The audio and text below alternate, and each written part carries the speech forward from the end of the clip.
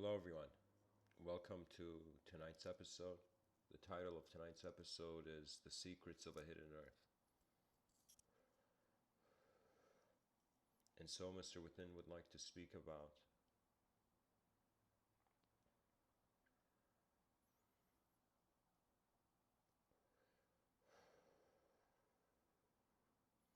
the Earth that faces us and the many types of Earth that we face. The human being is in a very interesting position. In 2019, I find it is attaining a unique discretion. A discretion and discrimination between what is a sort of subjective sensitivity to life and what is an objective sensitivity. We have evolved objectively to be able to hold the world in a sophisticated subjective landscape. This, oh my God, my voice. Hello, hello, hello. Okay. All right, guys. I think my voice was too low. I'm going to start from the beginning. Welcome to the talk. The title is The Secrets of a Hidden Earth. And pretty much I'm diving into not just the Earth that faces us, but the many Earths that the human being faces.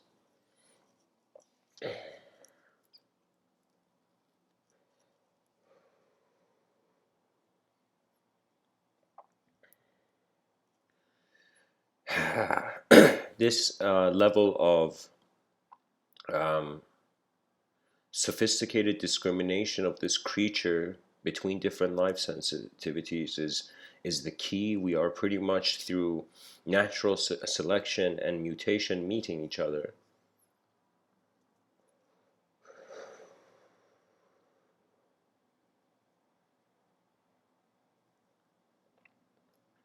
through the infusion of an unknown collective influence and a known individual influence comes a creature that entertains itself as a thought. We have become creatures of thought. We have become such creatures of thought that our environments change the thoughts we have. A person who goes into a cubicle the thought of themselves is different. So we have to say, on some level, the environment is animating and giving something to the intelligence of the human being to respond to. So that means the environment, the earth, is influencing the earth you see.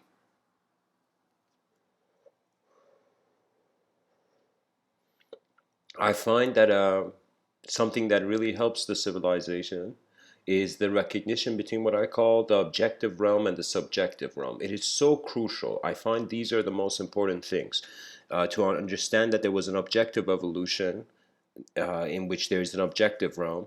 There was a subjective evolution. They don't speak about this, but I feel to some degree I pinpointed it. It happened at the end of the objective evolution, the subjective evolution.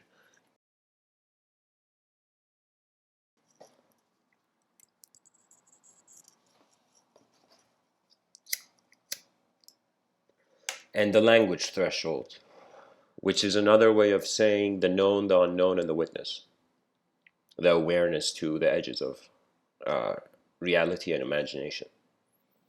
Imagination must be held in an unknown light. You really can't control the content of your mind, as Sadhguru suggests, to some degree. What does that mean? That means when I say apple, guess what? The thought of an apple comes. The sound evokes the thought. Again, your environment influencing the impression you have.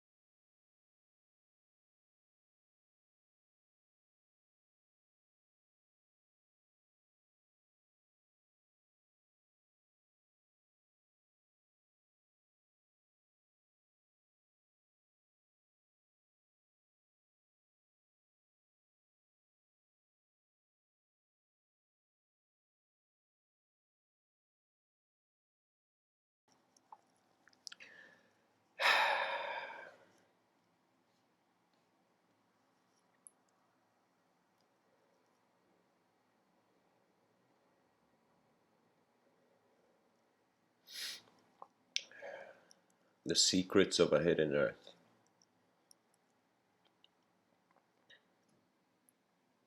It's kind of strange. We are products of nature, and we harbor our own interpretations and translation of what the world means.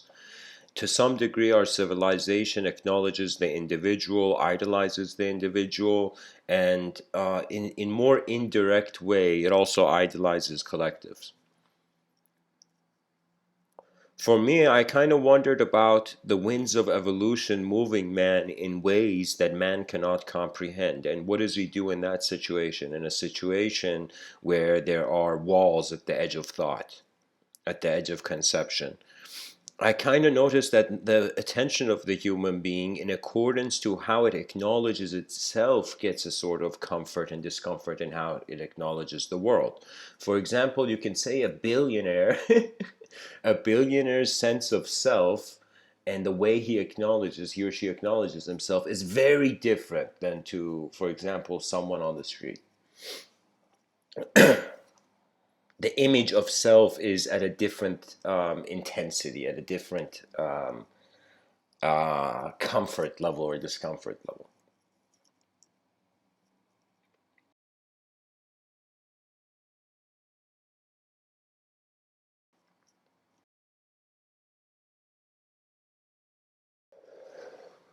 So if there was a hidden earth, if there was a earth in our earth, two playful things can happen.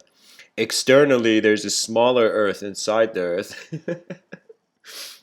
This one's, we're entertaining this idea. And the other notion is that the hidden earth is actually behind your eyes. It is the subjective realm. Poetry tried to penetrate the veil of thought and eventually realize it comes to an unknown space of instantaneous evocation.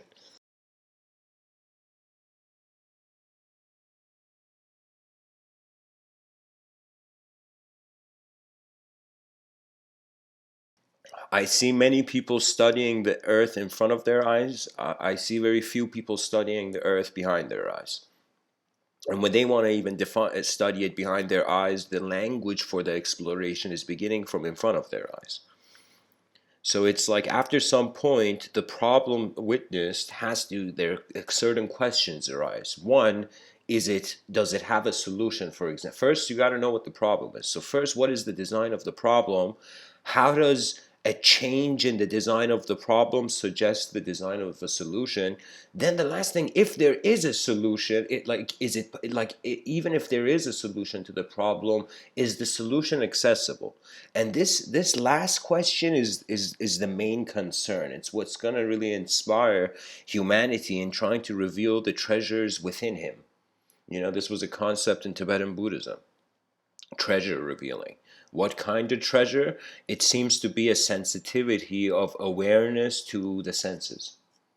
That's what will happen to some degree. If you want to find your mind, just stop doing anything and just watch how the world appears.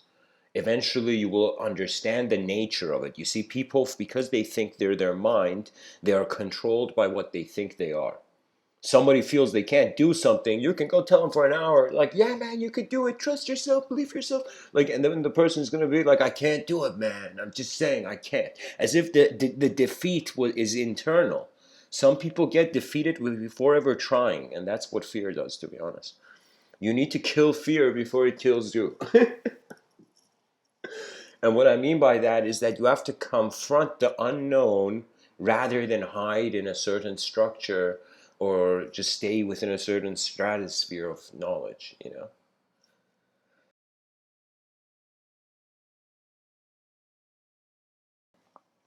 The poet Rumi says a bird that needs two wings to fly, the mind needs chaos in order to exist. Another way of thinking about this is that I wondered about the harmony, the dynamism of the subjective and the objective realm. The objective realm, believe it or not, it's very much like a program. Eventually, that's the best conclusion we can make of it. We see some stuff, this stuff is changing in a certain way. We are beginning to identify these patterns of change, and as we put our own story upon the unconscious movement of the cosmos, as we put our own conscious stories upon it, we eventually develop patterns, you know. So in some sense, that's another way of saying you shouldn't look at history at face value. You should try to see what the consequences of history were, because there could have been so many great ideas that never met the light of day, but they were around, you know. They didn't lead to an influence, but the concept was there, the vision was evoked somehow. Do you know, I wouldn't be surprised if, like, in the streets like 200, 300 years ago, some people were talking about skyscrapers. Like, it could, the mind can envision, they can see a structure and wonder about its height. You can see the unknown and wonder about its known qualities, you know. So the thing is that it's a landscape that in some sense human beings are like, okay, we didn't create this stuff was here just like us, you know. So it's about an awakening to manifest design. For me, when I go to sleep, I'm like, okay, sleep's pretty weird, like everything shuts down, there's no, like in deep sleep nobody has problems. There's literally no self to have a problem.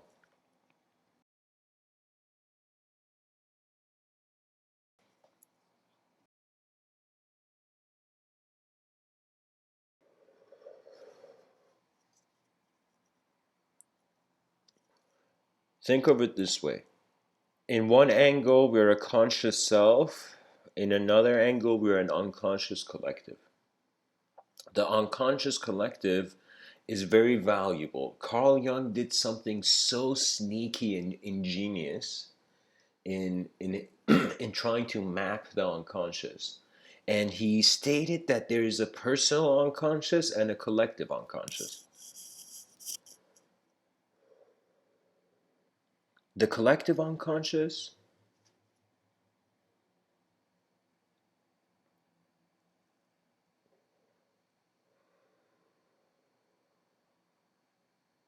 is a suggestion of a collective conscious. What that means is from the unknown comes the greatest known unity. It's going to be freaky. Let me tell you what I mean by that. That means I have this kind of strange, playful prediction that in the next 100 to 200 years, human psychology and neurological debate is going to get to such a degree where we have to question the colors, the basic colors of the world. When I say the basic colors of the world, I'm not talking about, like, you know, we got to find the one light beam that, you know, make unites all of them. It's like, to be honest, this world is more like an airport. That's why I like the terms pilot of consciousness. That's why I use it. You know, it was a concept that came to me because I noticed that there's only one way to use the free will to use it, you know, to do something with it. It doesn't mean there's going to be perfection. The mind is living a life that is faster than the actual experience. That means the eyes experiencing sensory data are moving at a certain speed, but the sensory data is no longer just coming and going from one ear. Like, it comes through one ear and leaves through the other. There was this story, I think I remember it. It's like they give this three statues to this king, right? And this king, eventually, one of them is the true gift or some shit, like something like that. Okay, I'm gonna animate the story because I don't remember all the details of it, but pretty much it was like this kingly gift given from one nation, one kingdom to another. And what happened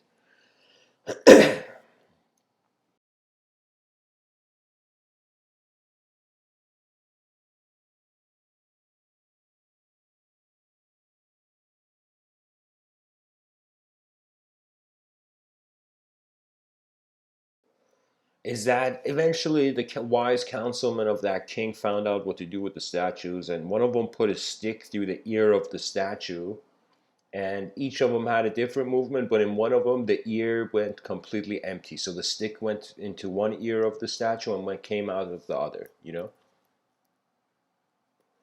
And suddenly it was one where the, I don't know, the stick didn't come out, like like that's when the person had heard it, you know. That means thoughts come and go. If the contribution of the design of the idea is not important to you, of course, trust me, you are kind of like hiring and firing thoughts all the time. As if imagine you were an employer of subjective content. You know, you're like, I don't like this view, and you walk through it, you know, you walk past it. The world is filled with language. I want you to imagine subjectively. Of course, I entertain a lot of geometry in my abstract, in my subtler planes of abstraction. Like what I mean by that is that the world, my sensory data has found a way to become geometric. And the geometry is alive too. So what I mean by that is that there is dynamism behind your eyes. That means even though you sit somewhere still and silent, let's say for 10 to 20 minutes, and just like you have nothing, you're just watching the moment. You know, you're going to at some point begin noticing how meaning is a moving thing. With every breath, thought is readjusting.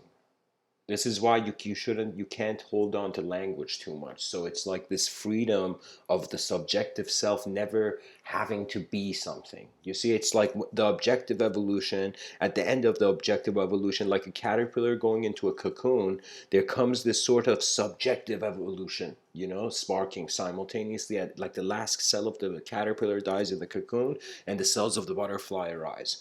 So this subjective evolution began, and the subjective evolution was a movement faster than the body.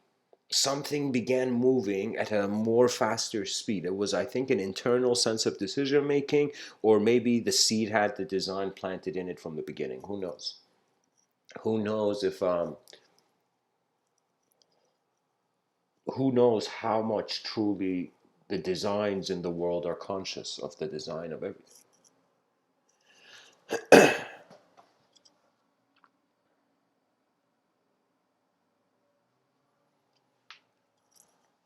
Now, let's dive into this notion of the hidden earth as one subjective realm. The secret. What is the secret that one finds? It's like Albert Einstein said, um, the test of true intelligence is imagination, or something like that. I don't know, something in those lines, right? If imagination is a sign of true intelligence, that means there is something more dynamic than static structure. The alphabet is meaningless, but once the words are used and the attention moves on the piece of paper, like each line of that book suddenly becomes a subtle movie behind your eyes.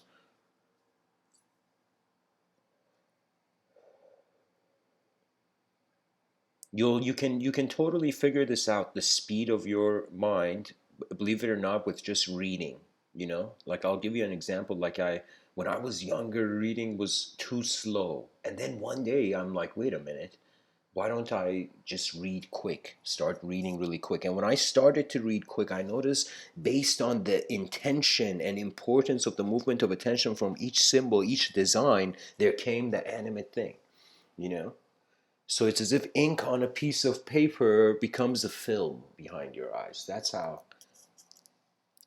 That's why Einstein was like, imagination is a sign of true intelligence, because there is an inner process that is giving value to the outer process. Now, this inner outer thing is strange because as an object in the objective dimension, in the objective plane of existence, the external seeks a cause. We treat ourselves as an effect of something that happened a long time ago, do we not?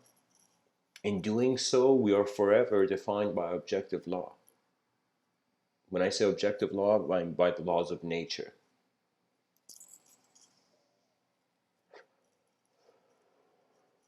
Ancient cultures had a fascination for a sort of transcendental union of a bewildered beast with the true presence of the mind of the cosmos. You see, there's something very fascinating here. I'll say thoughts move at different speeds. And a way I experienced it is I was sitting by a fountain, and I had my fingertips kind of touching, kind of like contemplating. You know how sometimes people do that?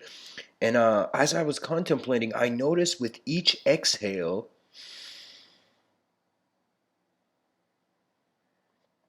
in during the exhale, as the exhale was occurring, with the speed of the exhale, there was a subtler speed of, you can say, thought movement, right? So I treat thoughts not as like, okay, thought A came to being, thought B came to being, thought C came in production. It's not linear. We are too alive for too much linearity.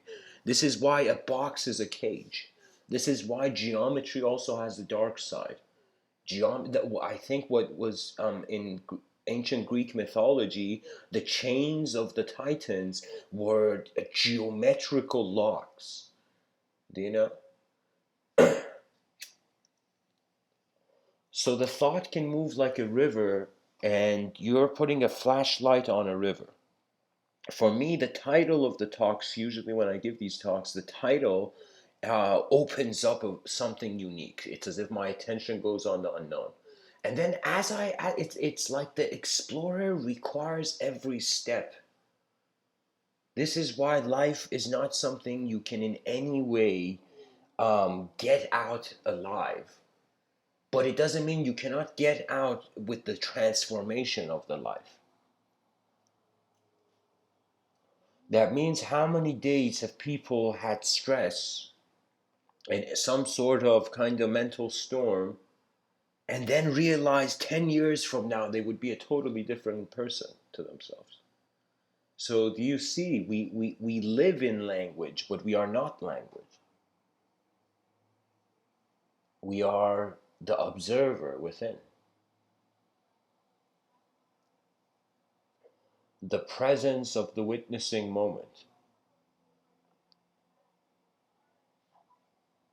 When movement and noise, the spirit of movement and noise becomes your ally, when the spirit of silence and stillness become your ally, the mind is given a strange freedom.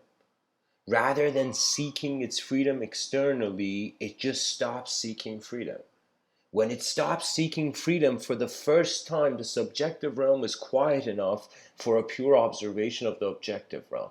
The purest observation of the objective realm is emptiness. I'm not joking, it's emptiness. What's the edge of an object? That means there's a veil of emptiness from the possible to the impossible. That veil, that what's separating them is the emptiness. It's also what's uniting them as well. The Buddha acknowledged emptiness to such an intense level where he was like, yo, whatever object you see, like look at an object around you, you know? That object literally is just an object. It's your attention that by the attention being on the object, suddenly the object has subjective significance.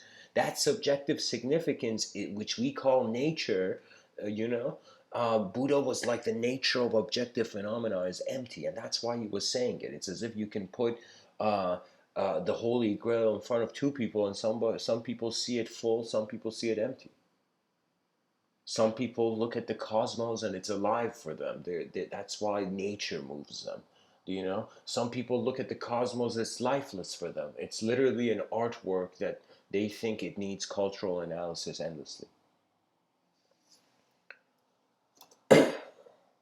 Sometimes the environment can be updated, and by the environment being updated, the automatically who's in the environment gets updated. Think of, for example, somebody, uh, you know,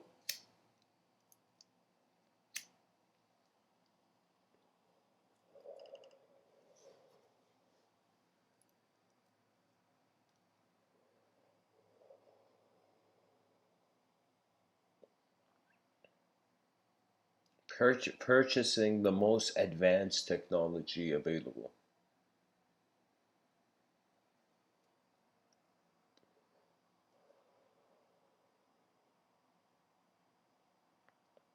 The incorporation of that technology is a change of your ecosystem. We have been changing our environment with our own creations endlessly. This is why it's very hard nowadays, I find, for the honest citizen to exist. Even if the honest citizen exists, if there is so much dishonesty that the honest citizen will be like, how is it possible for there to be a sort of sincerity in civilization when it's still Hunger Games, For me, it blew my mind when I realized if a human being doesn't eat more than 3 days, literally, it's like, trust me, it's like, imagine the psychology will become savage.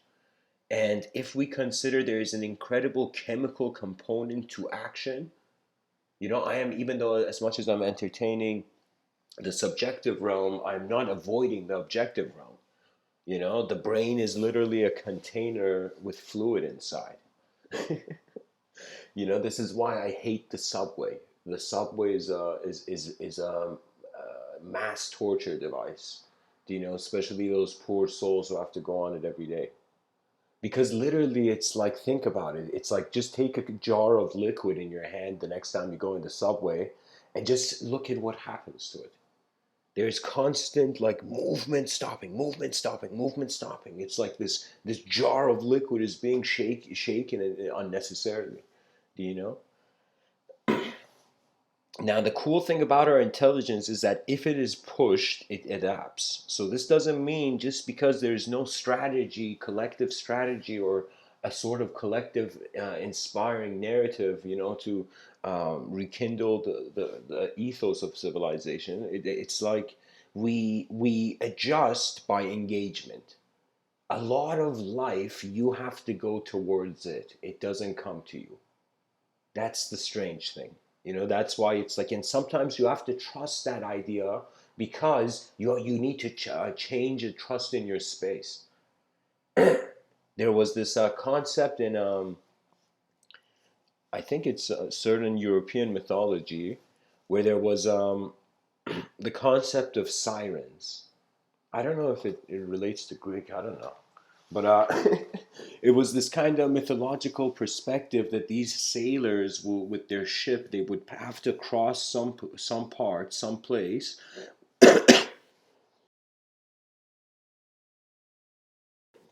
some part of the ocean where these beautiful kind of like mermaid, like, deep down messed up animalistic creatures kind of like would come and would sing songs that the sailors, if they didn't cover their ears or their eyes, they would be mesmerized, they would be hypnotized by the environment and devoured by the environment.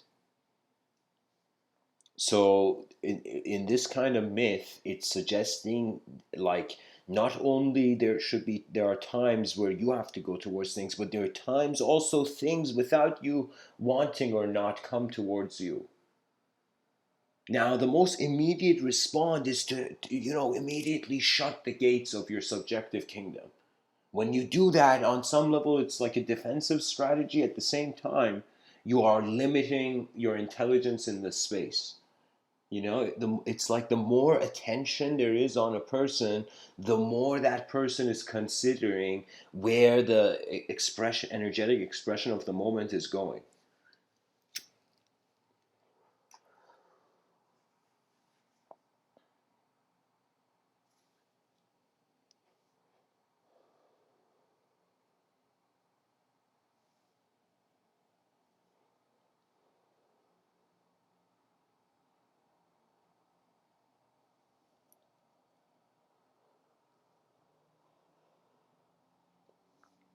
Something strange. I feel it's not authenticated by certain dimensions of Buddhism, but in the Lotus Sutra, it seems that it was suggested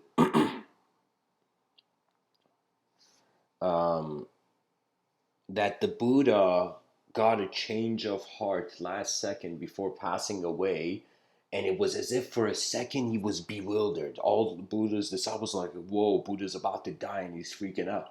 And they're like, "What happened, Buddha?" I'm simply saying it, but like, Buddha is bewildered, and he says, "I have made a mistake." This is as the Lotus Sutra seems to evidently suggest. Like, Buddha says, "Oh my God, I've made a mistake. We were all enlightened from the beginning." And that was like a very interesting story, from the Lotus Sutra, that I was like, whoa, whoa, whoa, whoa, whoa, whoa, whoa, whoa. Let's just pull the brakes on the search for existential and experiential truth and just wonder about, okay, why did Buddha, this man who had come to an incredible deep conclusion, healthy conclusion of how suffering needs to be conducted, Buddha was a manager who found out how you manage suffering, and it's by confronting and acknowledging the presence of what is inevitable. Just see what is temporary and accept it. Then your mind chills out. But if you don't accept nature, that means you're trying to reinvent the wheel. Now, there's nothing wrong with reinventing the wheel, but it means that your focus is still on inner change rather than outer change. This is what I find. Something I don't like about the New Age community is that because they're all associating with archetype out of this world, they don't see the world. They are living for their subjective realm. Trust me, you can live for your subjective realm after you've transitioned out of your material body. Right now, it's crucial to see the kind of vehicle that this field of intelligence animates. So I'm telling you, imagine me and you, right? We're anthropologists, and Earth was really like it was way in the future, and somehow we were still there. And our civilization on Earth had evolved to such a degree that we're like, all right, we're ready to send anthropologists to study, extraterrestrials on other planets. Now imagine, let's say this is the sci-fi thought experiment entertainment. Imagine we get to a planet where we see a totally different kind of alien, but these aliens are not advanced aliens. They're just like us starting off. We are more advanced than them. Imagine we come to a planet where we are the more advanced civilization.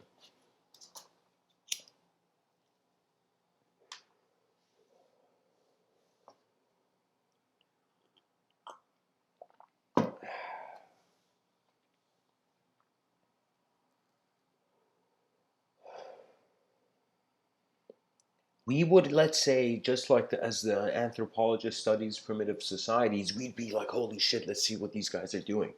And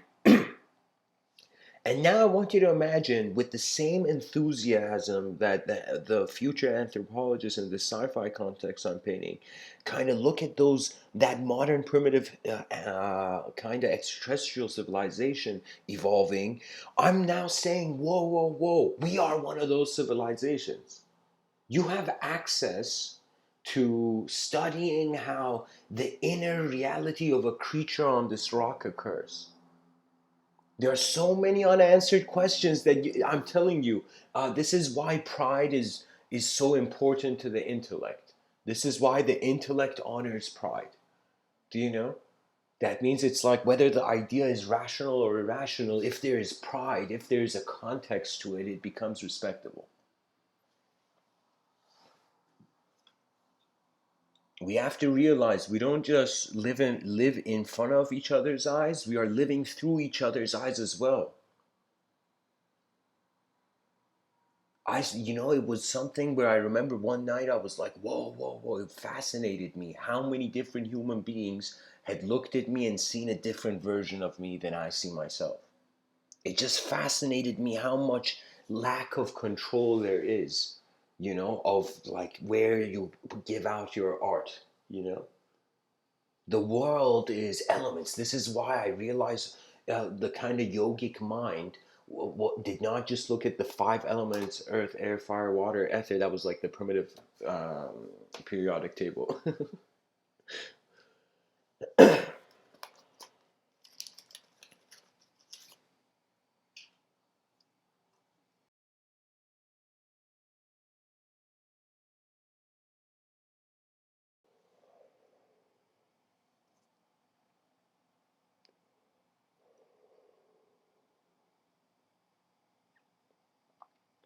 The study of the self, the ultimate teaching. As one goes to study the self, they are wondering what other reference points are keeping this momentary sense of self that I have afloat. What is causing, just like how the planet is hovering in space, the idea of the person's self? Everybody, it's fascinating. Like it's kind of like what I'm suggesting is that every word I have said to you, every word I have ever said, is like with every word there has been a different context behind it, you know.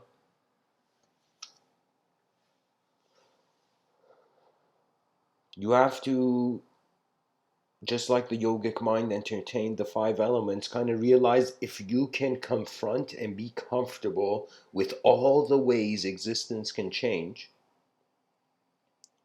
then in some sense only uh, it's like at first you are looking at an unknown sky, then you become the unknown sky looking at you. When you realize your intuition is a knocking on a door that has to be opened only through just a, I don't want to say conclusion, trust me, this world doesn't care about our answers. We are not an evolved civilization where, thoughts, trust me, it's like kind of ridiculous. We are language worshippers that are using language like we're throwing language at each other, and there isn't that much care for where this language is going. It's just becoming cultural. It's just being, the power of the civilization is just being thrown into culture. You know, the moment we create a civilization that just wants to entertain itself to extinction, that's a sort of death of the will.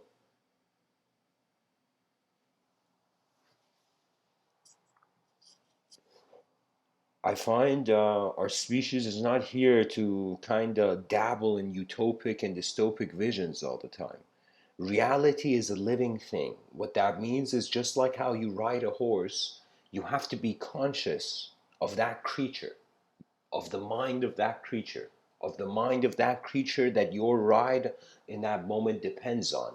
Right? In ancient cultures, they saw like civilization on the back of a giant turtle. Okay, what that means is the turtle had a mind of its own. If the turtle wanted to go underwater, we had to become an underwater civilization, But it's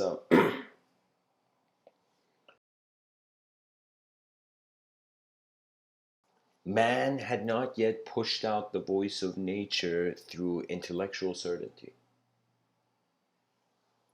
I find scientists are just making the world less meaningful. So I shouldn't say it like that. They are making the world incredibly meaningful, but by cutting it up. That's the issue. You can't cut a normal piece of cake and say you're seeing the whole cake as it is. The moment you cut the cake, it's like that cake has become two cakes. Do you know? So pretty much the game of exploration on this planet is either we're cutting things up endlessly, or we're unifying things endlessly, or we're watching them, you know? Or we're just watching the show. Many people are just right now, as I'm speaking, just staying in their inner realms. They don't wonder about the walls beyond their thought. And to some degree, we are a young species. I mean, like, what can I say? Like,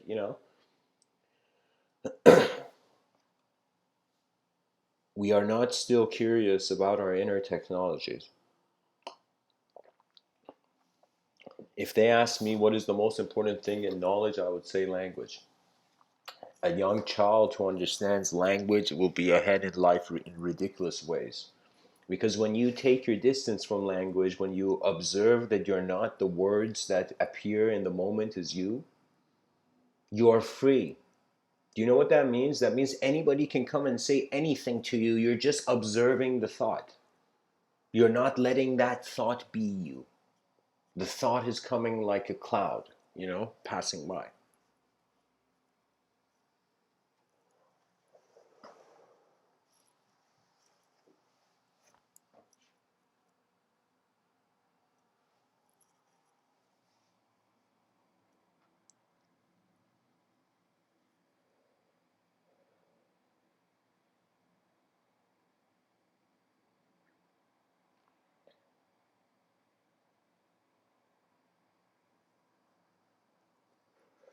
Sometimes I like to imagine if we were to consider a hidden earth, we have two perspectives. One, we are not inside the hidden earth. We're outside of it, wondering, like we're looking at the surface of our earth and we're like, whoa, could there be another earth inside? And then could there be another earth inside? That, like a Russian doll kind of endless earth.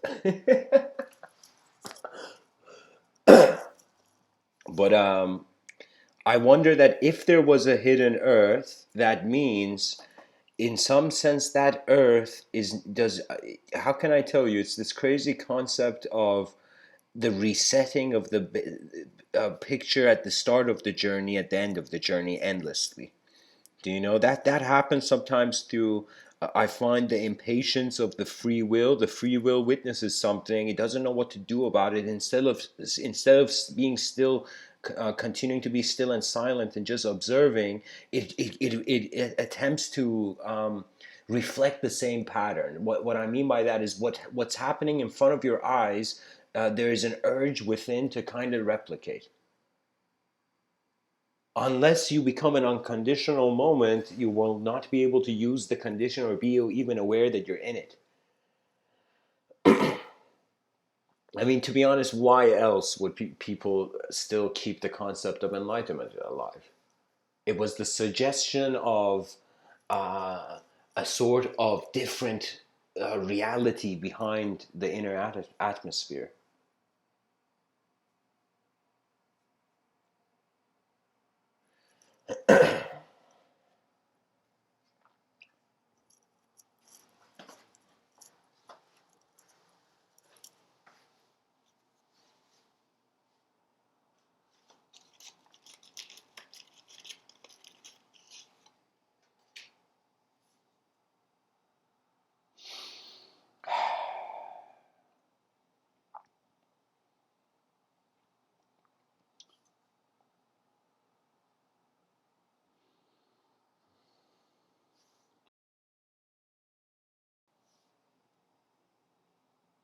Who are you behind your eyes? Have you ever wondered?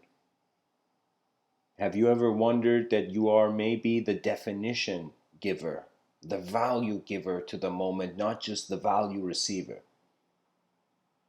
Has your own mind fascinated you yet? Have you realized how unique it is that your eyes are aware of this? This is why I find the value of the present moment is not just its content.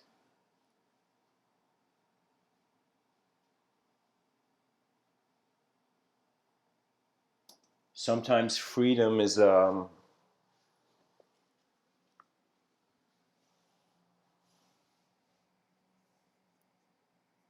attributeless. That's when it goes beyond the language threshold and the unknown moves you. So, what I'm saying is, this is the cool thing that's happening. People are realizing they're not just an intelligent particle, even though that viewpoint is accessible, but it's like you're not just an intelligent particle, you are a particle in which its intelligence depends on the field, on the whole field of intelligence it has arose in. So one way is we say our intelligence is superior to the world's intelligence, so the world is in our eyes.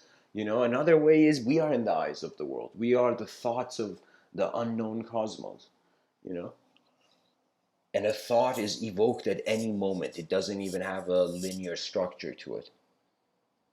It's like when Edison made the light bulb, there was no other's thought or comment on how else the light bulb could be made. It was the evocation of the new prior to needing reason. It's pretty much where the phrase "what if" leads to. The what ifs of civilization. So, anyways, guys, I need a few minutes intermission. So I'll be back.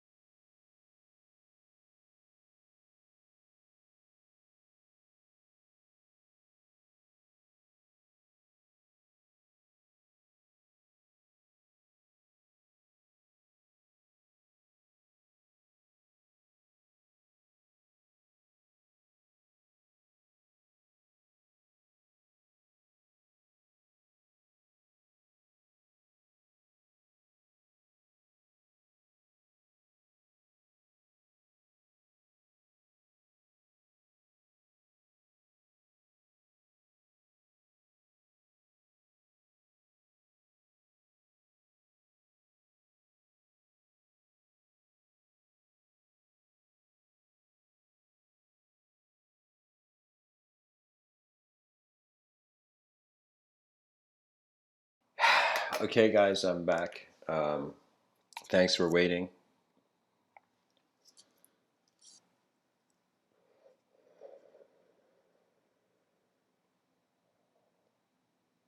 From what texture of a realm is our intentions upon the moment arising from?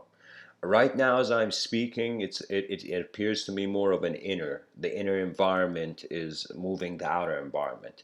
But times when, for example, like I remember I'd lived through an earthquake. It wasn't that big of an earthquake. It was like 4 point something, but it was the house was shaking, and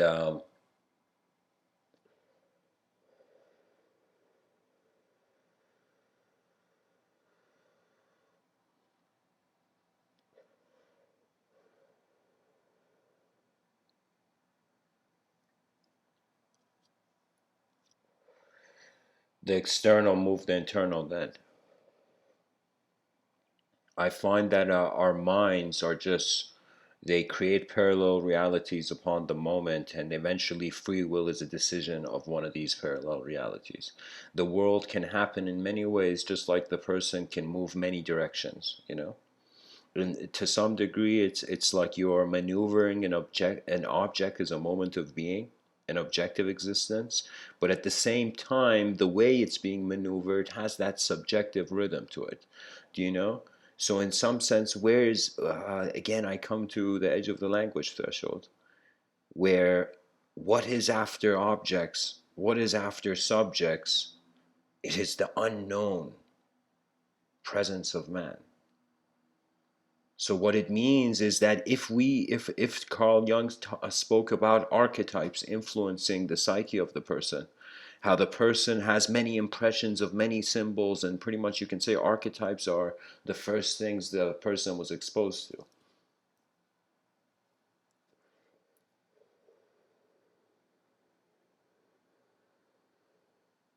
The first characteristics. The archetypes change when your classification of them changes. Only experience can move you that much.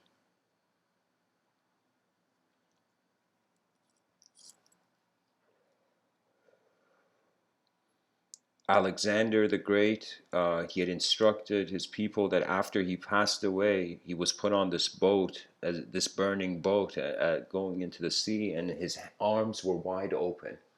And some people started asking, why was Alexander the Great's arms open when he died? Why did he instruct his people to do that? And it was because even he knew that you would leave this world empty handed. Do you see what I mean? At some point, it's like we're leaving yesterday, kind of, and like tomorrow is always where the next sense of self arises from, is it not? We are strangely recycling our past into our future. After some point, there has to be such a totally odd behavior in the behavior of civilization that it gives itself the permission to um, turn on the flashlight on another part of the river at night. When you turn on the flashlight on a river at night, which I've done, you see a certain range of movement, and that's what the human design has led to, a sort of potential glimpse at how the cosmos is working. Now, whether we can contain it in subjectivity and make the universe into literally a room, or a machine, or we in some sense wonder if the machine, the spirit, it's about the machine and the spirit, rather than the spirit and the machine. I mean, we can pat Spinoza on the back, but the God of nature is not mechanical.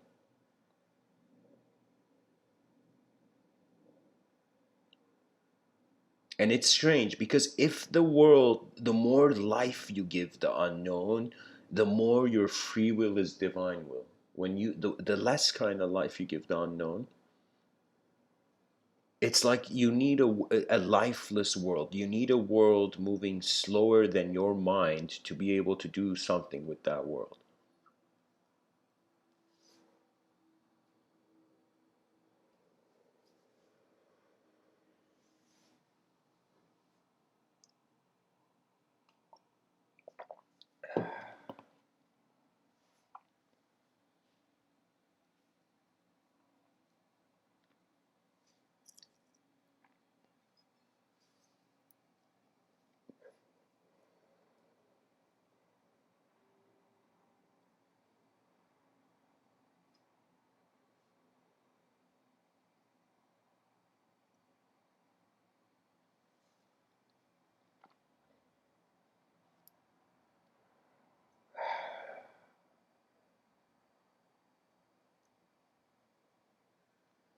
How far can our thoughts take us?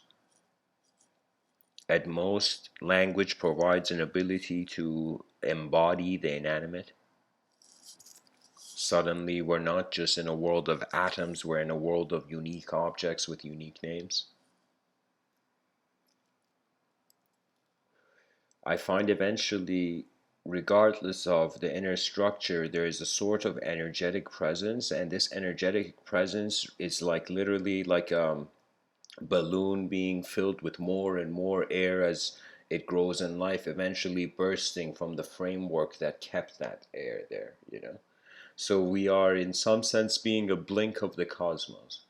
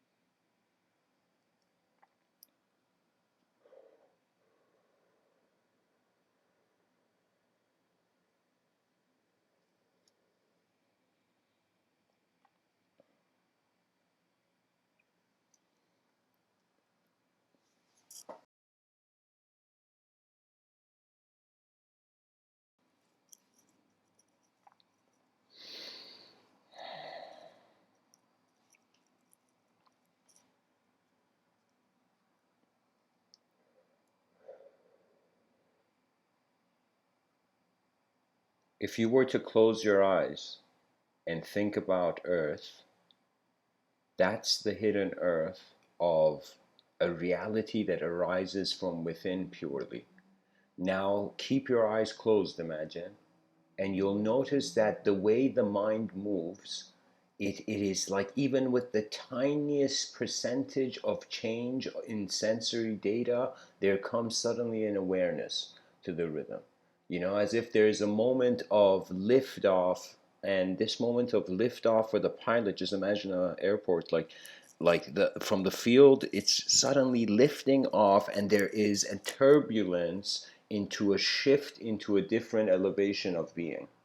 So, on some sense, you have to entertain chaos and order as the byproducts of change.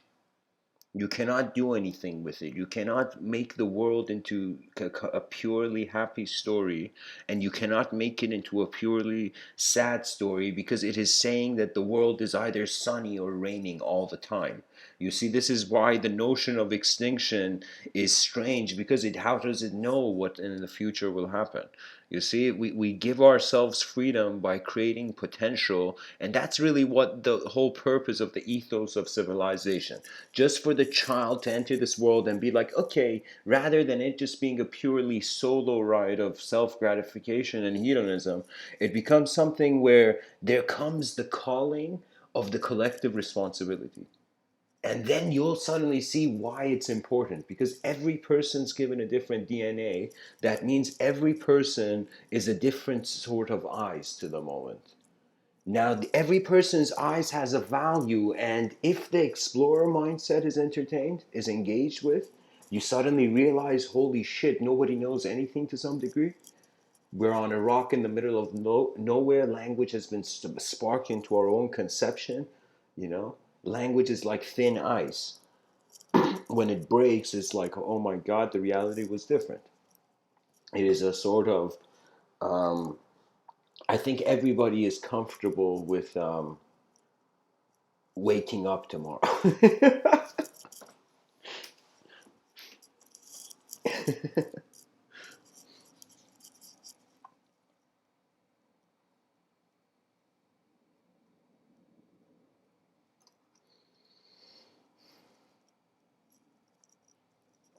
I've spoken to many kinds of people during these 28 laps around the sun. And I'll tell you this, that every person's world is rekindled with some sort of unique experience of a high intensity they have had. A person's character is has the battle scars they have been in. It's as if it's visible. That means the intensity of how much a mind has paid attention or how the attention moved. It's unavoidable. Like, I'll give you an example. There are people who I have kind of like it, I don't consider it body language. It's not like my subconscious is picking up on their body language, but at the same time, it's one of those things where it's like just by asking a question from someone and just noticing what concepts are arising to them, you can kind of get an incredible sense of the pattern, the thought pattern. You know, that means this was kind of the trickery in language's development at first. Language was used as a deceptive tool. What I mean by that is, like, it was discovered by some people to be a box, then this box would be put on the head of certain people, so the person suddenly thought they were unlucky or unfortunate. You know, it was a sort of linguistic deception. It's kind of like magic and language relating to spelling, and kind of like how a sort of subjective design limited the objective design kind of notion.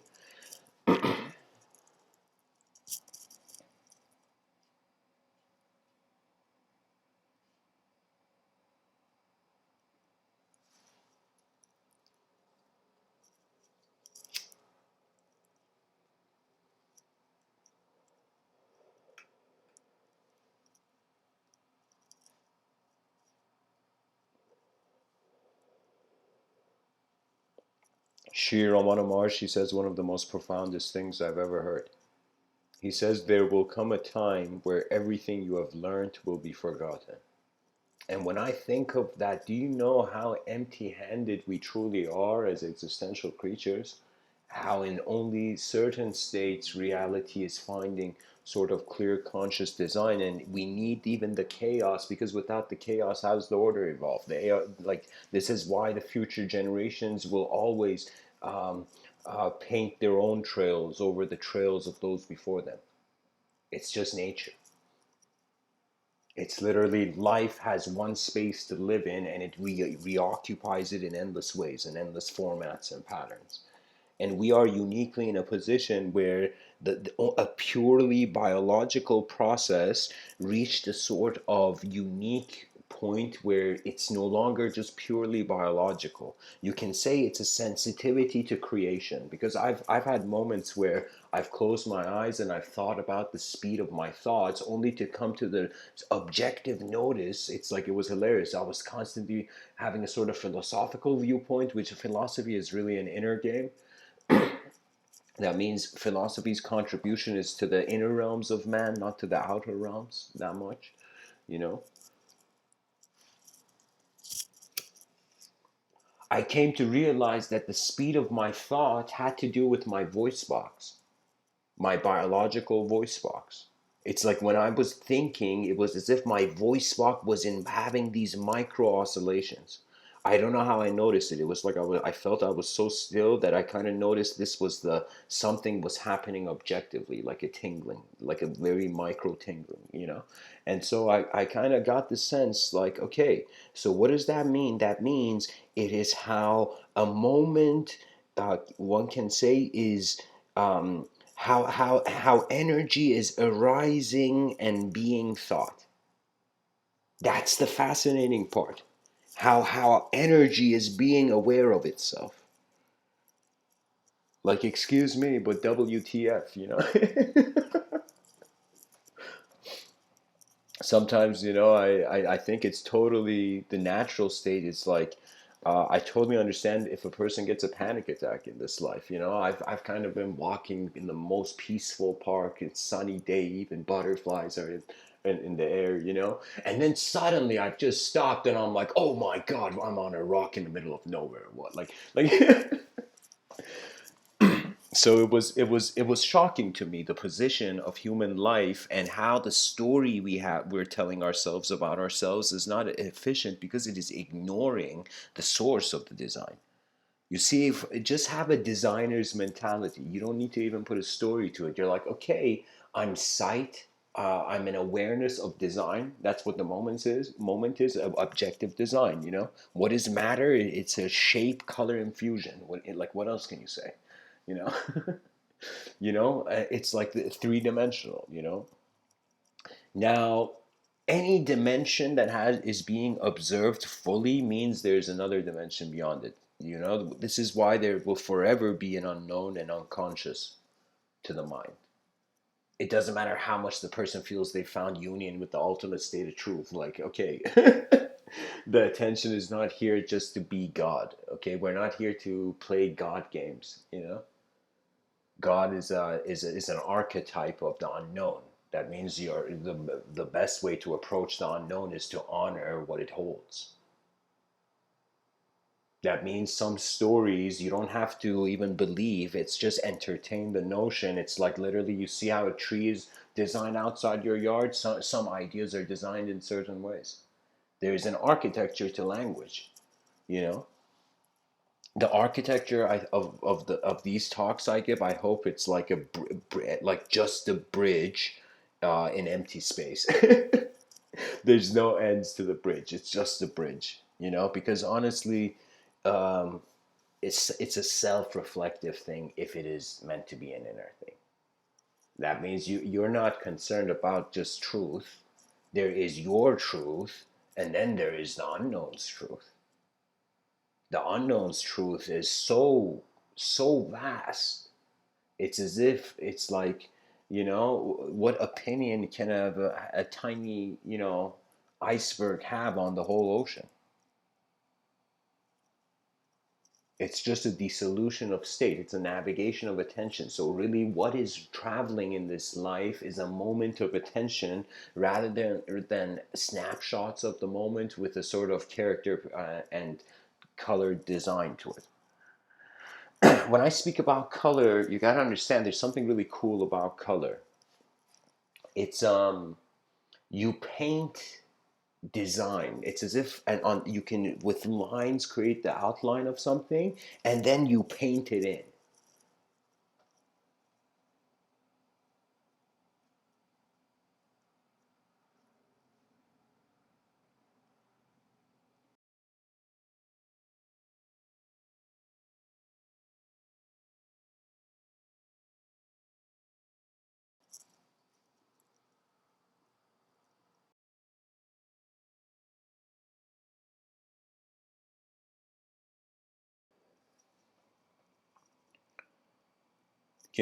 There was this if you look at many shows, I kind of noticed this, and I like a lot of media is focusing on giving people emotions about the better ways that their future self can be.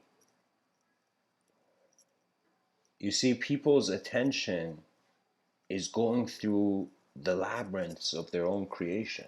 You can't do much about that, you know. You cannot. It's like talking to someone and realizing like the life they've lived once they tell you about it. You're like, whoa.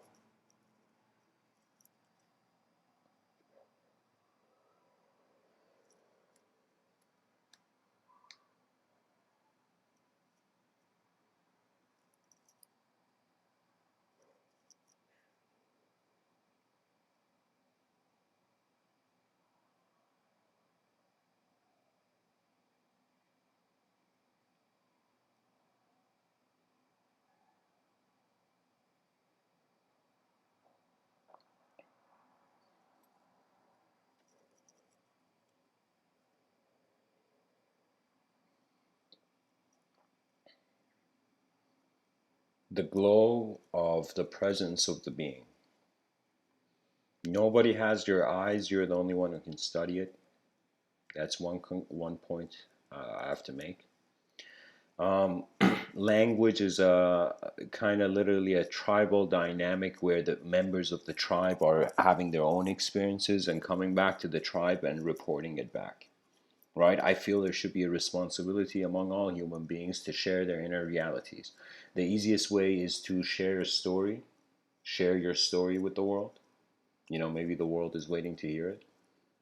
And the other thing is that after you have shared the story, begin to realize that one, it's kind of strange. The child psychology starts off from dependence upon its environment, but its ability relies on its independence. And the greatest act of independence is to acknowledge what's totally here. And what's totally here is this science project called humanity that's taken 4 billion years to get here. So the efforts of the human being towards what it has in front of it, where it has to change. There's so much value, incredible moments of energetic ability to explore being wasted. And I kind of got this realization, whoa, as civilization moves forward in time, it's as if what a robot can do, a man shouldn't. So as automation enters the intimate relationships we as human beings have with our dependence on labor, like the human body has to move throughout the day, or it's like what else does it does. So if there's this technological wave of automation coming, where it's as if machines are performing better than humans, so they're better employees. Do you see? So of course you'd hire the better employee. So what that means is eventually life gets into a position where everybody is left in setting up their own shop. And so here comes the thing, that this is why I'm saying we're automatically becoming no longer just citizens of the body, but we're becoming citizens of mind. It's as if our minds are finding greater ways to be acknowledged. I find this is the whole symptom of political correctness. Political correctness is a symptom of the health of the civilization. And this symptom is suggesting a sensitivity to language, but unfortunately it's infused with animalistic instinct. So on some level, it's like a semi-mob mentality. It's like a few levels underneath the mob mentality. What that means is collective force. It's so important with what intention you evoke it. Do you know this was the whole point of the king at that, or the generals back in the day, where they're like, holy shit, we're going into a war, so many people are going to die, what do I say to these people, you know?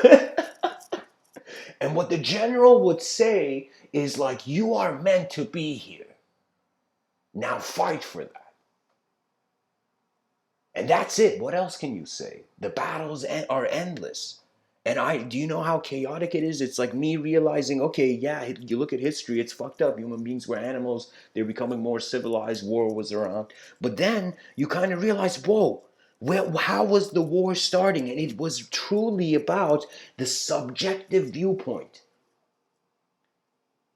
It was as if, like, from our mistakes we are arising to our perfection. That means don't think perfection is the end of the road. So what that means is, it's like you can't even know your success unless there is a sort of edge to being aware. Like, how is it, Andy Warhol says this, like, when you go to the edge, you see some things that, like, you normally don't, right? So when emptiness shows its face in the moment, you have to uh, stand still in the wind. You have to trust the moment. This is why I'm saying the ultimate, in quotation, spiritual advice is, you either trust the moment or you don't. If you don't trust the moment, you freak out and are thrown into unconscious loops of nature. But if you trust it, you move consciously. Your consciousness directs you. You realize, wait a minute, I have a mind. And so what is this mind? If I can't, if, like, you, like, this is, imagine some way someone can think, like, if I can't know what my mind is, how can anyone else know? Do you see? It's like, how much can you talk about atoms moving in empty space? You have to entertain that. You have to change the context.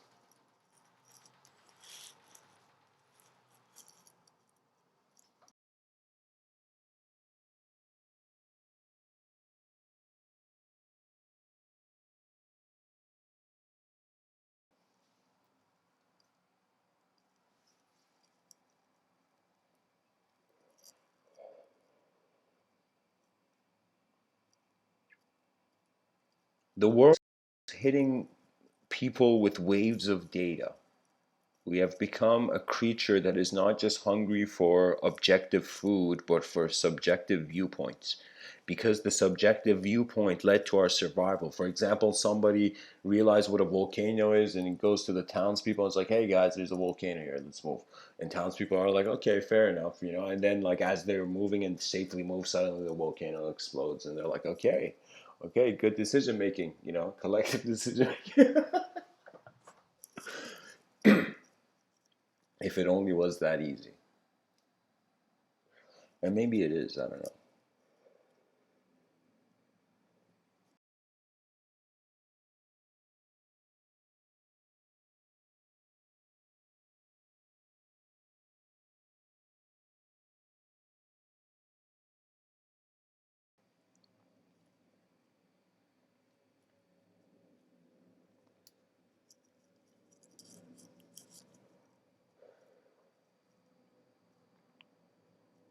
Excuse me. Um, the world moves.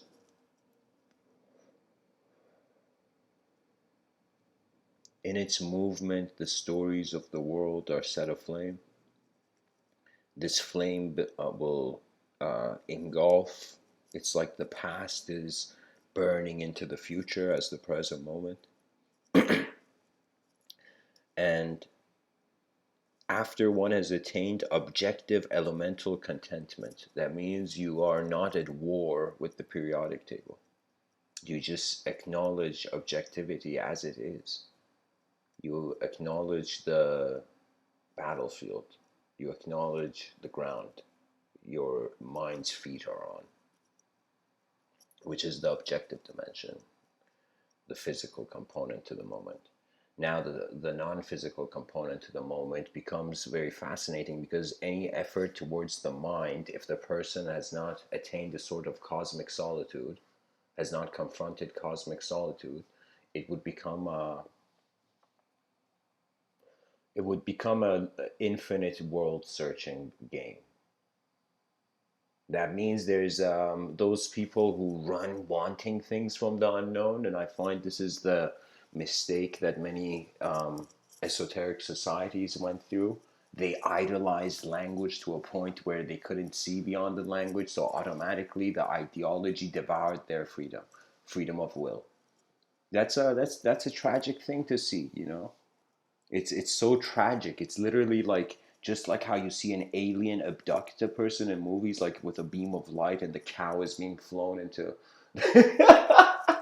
It's like it's probably a dumb alien species when they're abducting a cow, you know.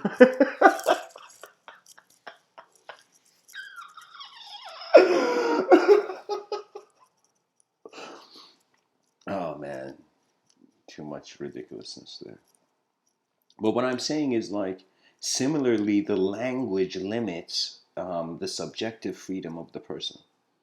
And this is the where I find true power comes from any sort of ability that gives you a moment where you can confront the unknown. You know, when you realize you are the explorer's mindset is like okay, no, it's like there is a limit to how far the species has looked at things. When you go beyond that limit, novelty becomes the future. What I mean by that is that the new idea leads. And the new idea, as Victor Hugo would say, nothing is more powerful than an idea in which its time has come. The new idea leads, but ideas should be seen as finger tips kind of pointing to certain designs, right? Or you would worship language, you know? It's like on some level this is ridiculous, but when a person has a name to them, when this like this biological body of yours has a name, it's on some level we say like that name has become you, or you have become that name. You know, we are a creature in silence as much as we are a creature in noise. That means there's a part of your sight that is just present as the space, and there's a part of your sight that is can be any a storyfied in any particular way. You can juggle thoughts in many ways, guys, but the evolution beyond thought requires rhythmic action.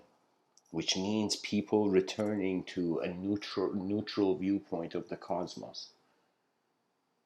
And the neutral viewpoint of the cosmos is 50% known, 50% unknown. That means there's a coin flip of a chance that we got it right when we saw when language kind of defined everything.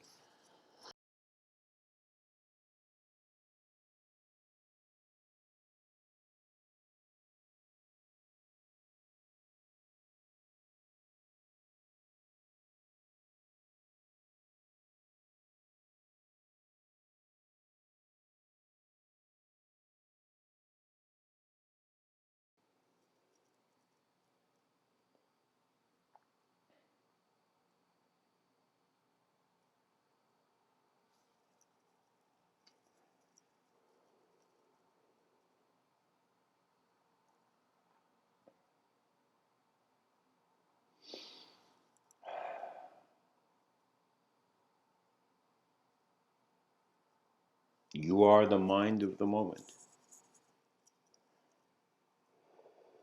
Your mind is being the whole moment you can contain. Once being comfortable with the sphere of your awareness, if you are indoors, there is walls behind your eyes. But if you're outdoors, you see the sky cannot be measured, because what is the sky to us is the void.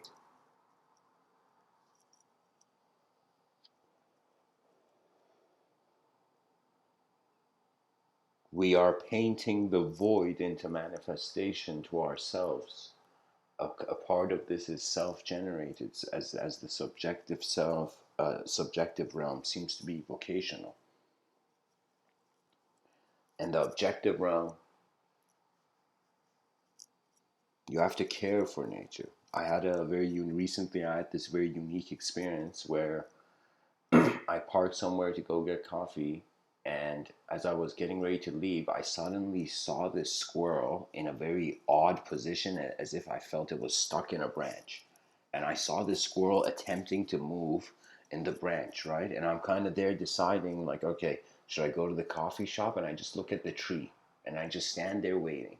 And I see suddenly the squirrel struggle a couple times, and I'm like, holy shit, maybe I gotta go pull the branch. Like, maybe I gotta lift the branch, and in Canada it's cold, right? So I'm like, maybe I gotta save a squirrel right now, I don't know. Like, and so right when I lock my car and put the key in my pocket to go, I felt I was for a second convinced it was very odd, you know. I saw the squirrel was out of that kind of thing, that very tight branch. Do you know what I mean? So imagine the branch was kind of it was like a V. So I thought the squirrel was caught in the V in a strange way, you know. So, anyways, right when I choose to go, I see it had freed itself. I saw that the limits of perception in the moment, how much of it is being painted all the time.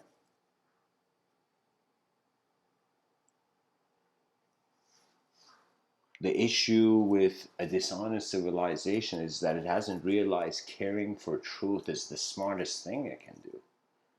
Truth is that you can say how the Tower of Babylon in this biblical story suggested that humanity was united under one language, a language of a singular presence of all phenomena. And if we just consider there isn't just linguistic language, how would I say it? Like, there isn't just um, various sorts of alphabets, or,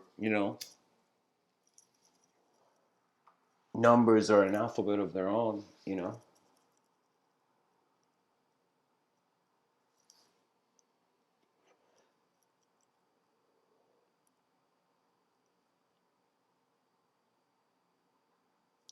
What changes language is a conscious attempt at the unconscious vision that arises. Pretty much that's how the samurai used to live. They lived with a code of honor that it's as if the breath could leave any moment. And so every moment is a sort of life and death situation for how the personality arises. And it's about intensity of living. Nothing increases discipline greater than an awakening to intensity, you know? Intensity means an endurance, and endurance means walking through various terrains.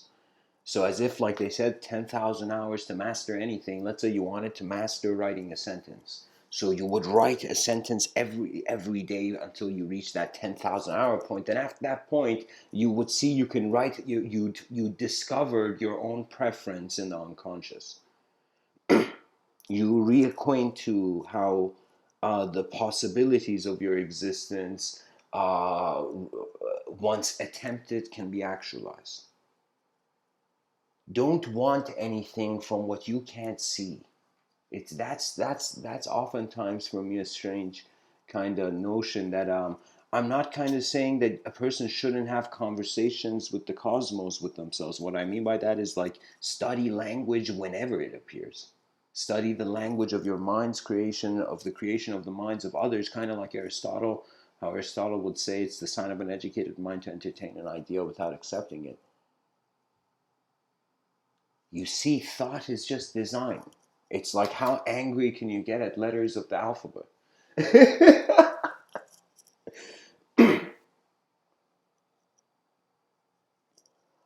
Sometimes I wonder if our ancestors were alive in accordance to the spirit of how intensely they lived, what would they think of us now? And they would see it as if it's like there's some cruelty of history, where something lacks at some point. Another way of saying it is it's like the person following into the shadow of history or the light of history. That means what moves towards the void and what moves towards the endless infinite revolution of a conscious being. I say revolution because it's like the world challenging the world that's going to change it. It's man coming into terms with nature, just like how like certain like um, you know organizations require you to sign a term of agreements, like when you register for your email or something, agreements. It's like it's similarly having a term of agreements with a sort of the language of your mind.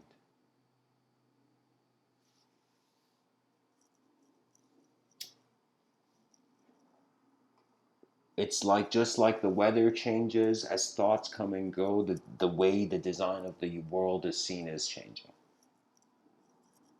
More than ever comes a need for a civilization to study its inner realms, to wonder about what is behind its eyes as much as it's wondering about what's in front of its eyes.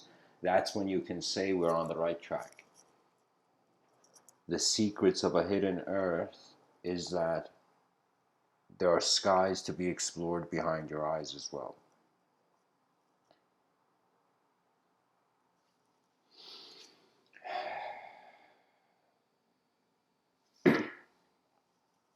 Okay, guys, thanks. That's the end of the talk part. Now I'm going to focus on the chat. Let me just re-brighten the screen. Okay.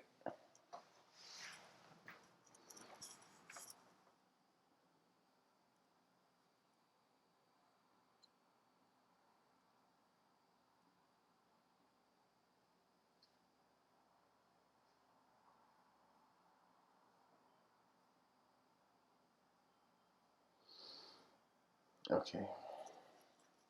So, hey Idris, hey Justin Don, what's up, guys?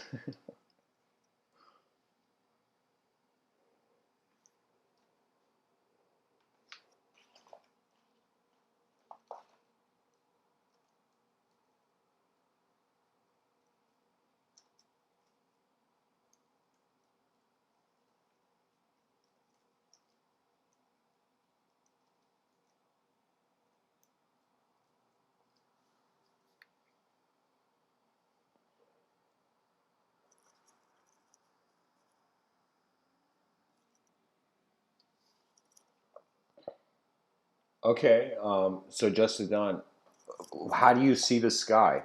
How is it a concept for you?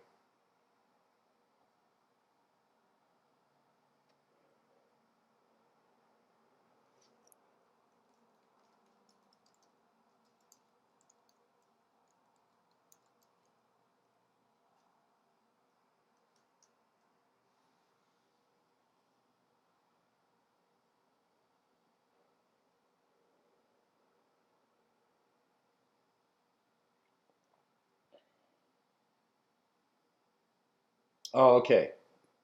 Yeah, I'll tell you this. The unknown is. Let me ask you like this: how do you see the unknown, just the dawn?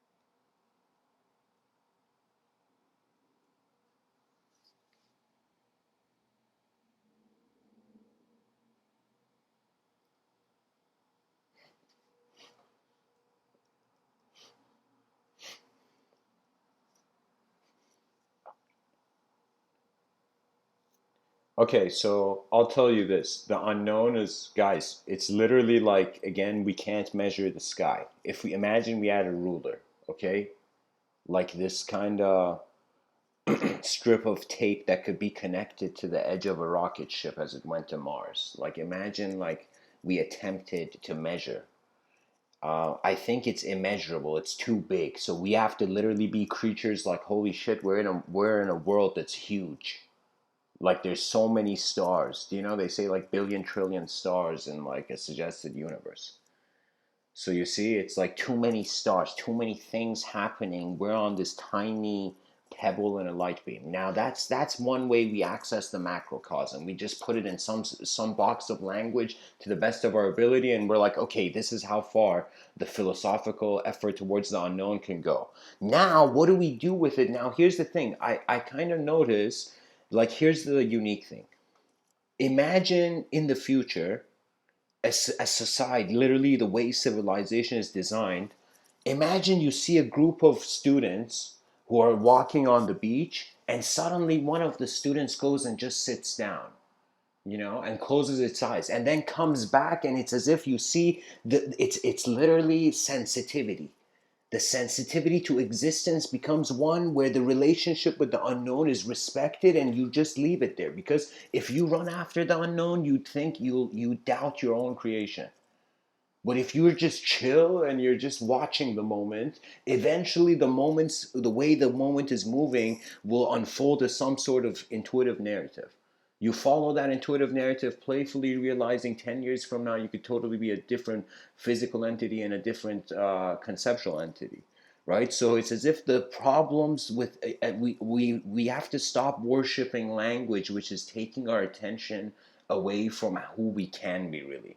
You know, that was pretty much like Lao Tzu's kind of uh, message, like in the Tao Te Ching, it says, that which is the Tao that could be said is not the real Tao. So at some point, the unknown is literally the samurai being like, "Holy shit, I could die at any moment in battle." You just stand your ground and you watch. Right? That's it. Most it's like imagine a meteor was hitting Earth. What else could you do? You stand your ground and you watch phenomena. You observe reality. You know.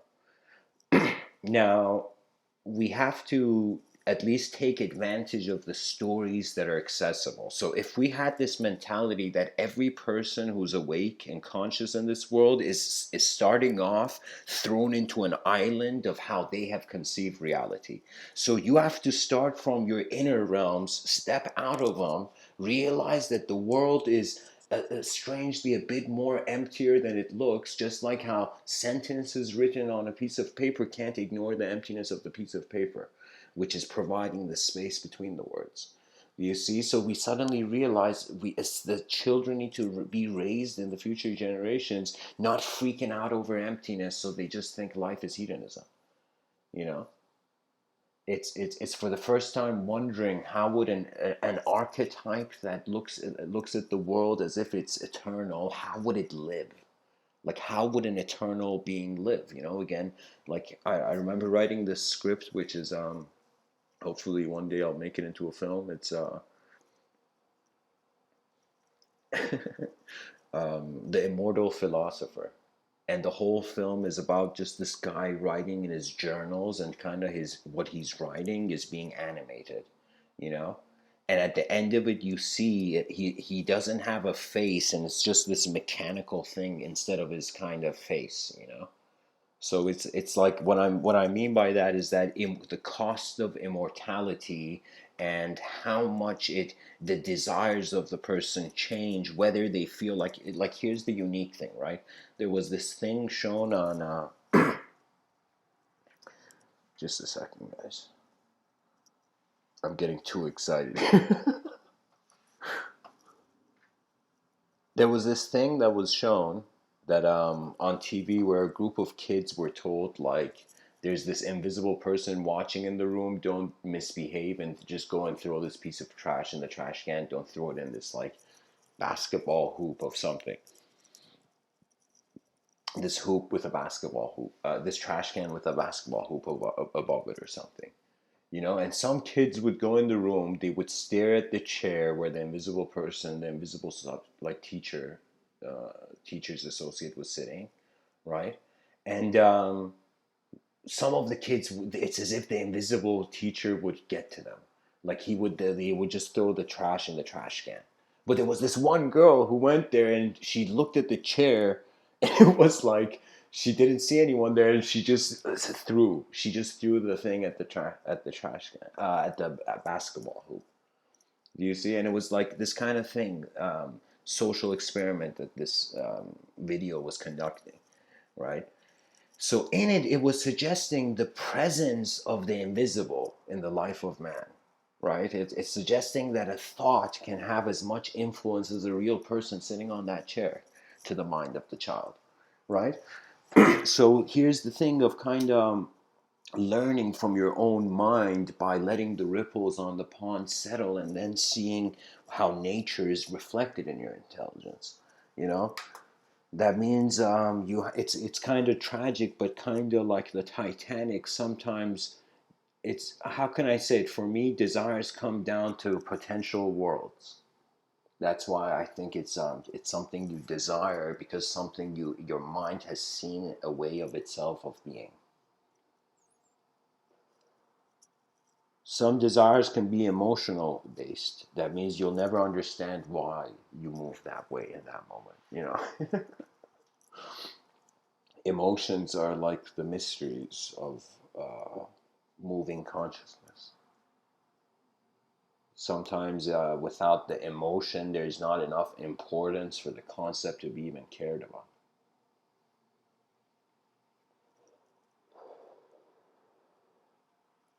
If a civilization is inefficient, the law of the opposites will command that it can be efficient. If something is efficient, also it can become inefficient. So inevitably, we are led to where the attention of 8 billion creatures on this rock is going. You have to say, if everybody speaks the same language, like that Tower of Babylon, if nobody knows what that is, it's like it's this idea that all human beings gathered together and they were united under one language to build this tower to reach the heavens where the gods stood. As this tower, in some sense, God got to the heavens, it was smited with in a way where human beings couldn't speak the same language. So what would happen is that they couldn't communicate. They couldn't see the same thing to move forward. So the tower couldn't be built with the kind of fragmentation. It's as if language was like glass and it was shattered by the gods. Do you know?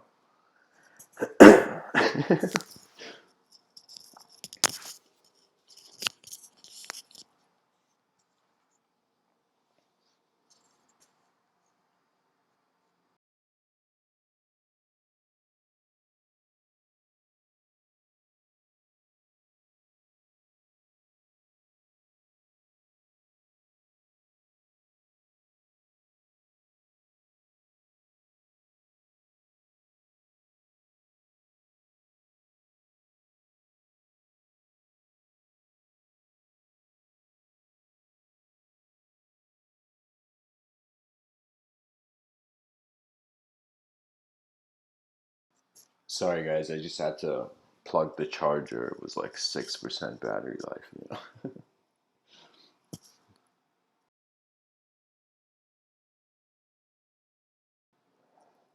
So you can say one sort of Rubik's cube of civilization in the subjective realm is to wonder how the evolution of language will bring about an evolution of re-identifying with the laws of nature.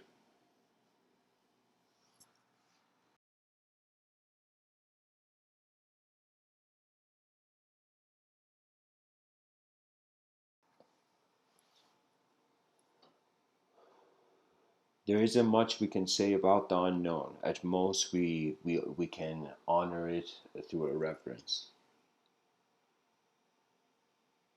Because sometimes it's like you can move to many things, but sometimes when something moves towards you, it can be the shaman, for example. I'll tell you this. It was a shamanic practice to, like, it was kind of strange, but I could understand why they were doing it. It was like the shaman would have a bowl and it would have like sticks and stones and leaves and feathers or something in this bowl, and they would kind of like shake what's in the bowl and just throw that stuff on a table to see where it lands or how it lands and what it means. So what that means is the shaman trusted the realms of imagination that were accessible to it, and it ascribed subjective meaning to objective phenomena, and then really took seriously what the subject that objective phenomena kind of suggested, and like as stuff was thrown like dice, you know, all the stuff in that bowl was thrown on the table, the implication of the order, which was most nearest perhaps to the shaman, or where it had landed, or just sometimes you can look at an object and it evokes a unique image behind your eyes. You know, that's the cool thing. The mind has a sort of light, self-reflective quality about it. You know, it's kind of like the Buddha saying the purpose of the temporary candle is to share its light. Then suddenly we see from 700 years ago, all of course Buddha was much longer ago, like 2,000 years ago, but like Rumi from 700 years ago, he says, oh, I don't know if I remember it correctly. Pretty much he shares the imagery of sunlight and the light of this candle infused in it. What that means is your mind is finding itself inseparable from a multidimensional domain of thought. I don't know how it is, but I find it's like nature is all about various patterns moving in the same space. And you see that the more free will the entity has, the less you can judge it, the less you can say what it is, because the separation from sight of the sight is too far, is too much. Do you know? So we're all starting in our own vehicles of how we see conception and how the world has a value, and it's like eventually I find we oscillate, we shift from being like, as much as we are a body that's projecting, a mind. We can also experience being a mind projecting that we are a body. For example, your dream states, any dream you have ever had is an attempt of your own mind projecting a body. The mind projecting, the mind trying to be existence. Do you know? Believe it or not, I've moved in dreams and I woke up shocked and I'm like, oh my God, my body was asleep, but in my mind, like there was an experience of a body that could move. I wanted to go left in the dream, I could go left. I wanted to go right in the dream, I could go right. Like it was at least that level of freedom. I don't know why I wasn't flying in my dream. You know, I could have probably just flew, but I was like running at an incredibly fast speed that I normally couldn't, you know?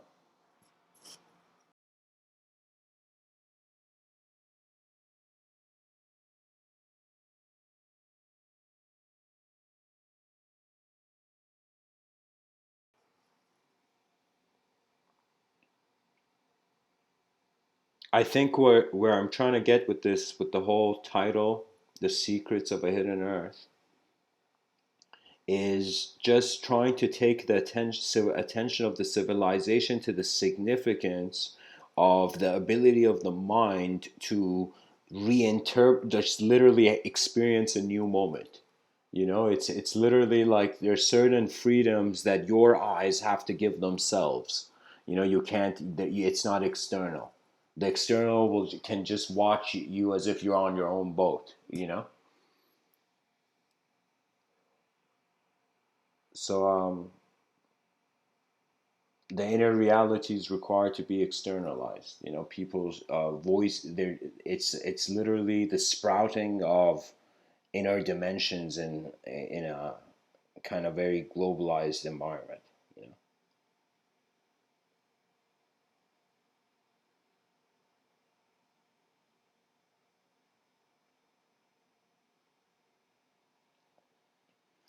there is this mentality that inner freedom requires an inner mentality, like inner approach, and outer freedom requires an outer resolution. You know, that means you can't just sit, do nothing, and expect something to happen when it's like the mind is choosing stillness to be the primary space. So, anyways, guys, thanks for tuning in, and my attention is still on the chat. So, if you guys have a question or anything, now's a good time. Just a second.